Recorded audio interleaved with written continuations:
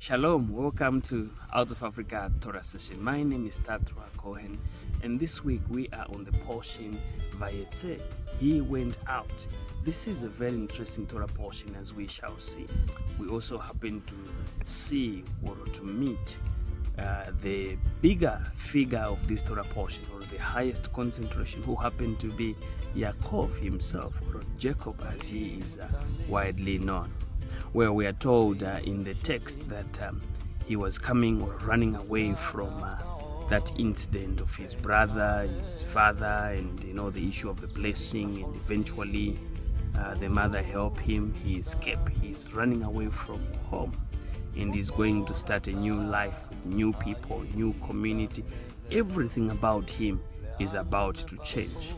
Well, you can say, if you leave home properly, you will not have much to worry about. You can even return home, and start from somewhere. But if you are leaving home because you are running away, this changes the entire dynamics of this whole story of Yaakov.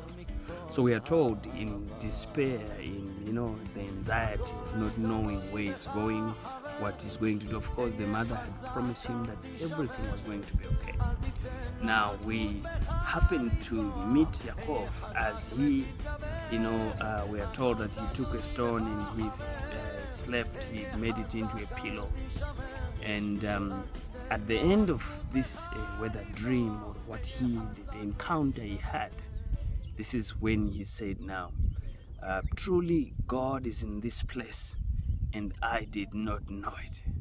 Now, the rabbis tell us a number of things concerning these very words, to say, God is in this place, and I did not know it. So there's a debate amongst the rabbis, and some of them said things which were contrary to each other, but both of what they said is very much beneficial to us as today.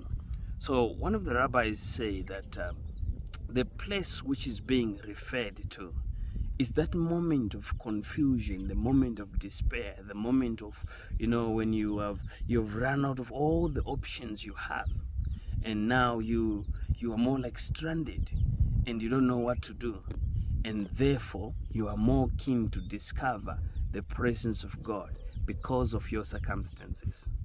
Now the other rabbi also come in and he says, the place which is being referred to is actually the place within yourself. And this is, I think, what Shuvu also say, that don't you know that our bodies are the temple of the Holy Spirit? This is very interesting. We bring such an analogy to explain this issue. You then see that the place which God is there, and he has been there. God is in this place, meaning he has been there always. But you were not able to see him because your mind or yourself or things that should help you see God who is already there were not really in order.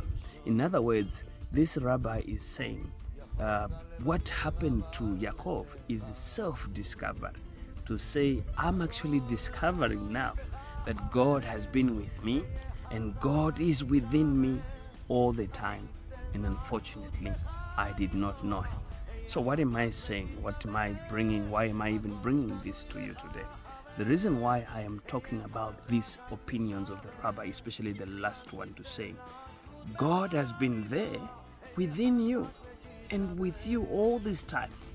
But it takes your deliberate action to be able to discover that God is with you. And when you discover that, it also takes your effort, your deliberate effort, to make sure you maintain the presence of God within you. Well, this will call for a number of changes in your lifestyle, in everything, the way you conduct yourself, so that you discover that God is with you. Not only that, but you embrace the godliness which should be found with you, as the words of Yaakov say. Thank you. Shabbat Shalom.